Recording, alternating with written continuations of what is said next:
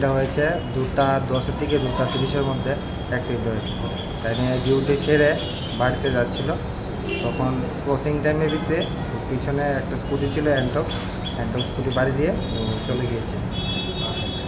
তারপরে আমি খবর পেলাম, পাওয়ার পরে আমি এয়ারপোর্টেই ছিলাম, আমার ডিউটি এয়ারপোর্টেই ছিল। তখন সঙ্গে সঙ্গে আসলাম, আসার পরে দেখি ও রাস্তার সাইডে একটা কেউ বোতল নিয়ে সাইডে রেখেছিল।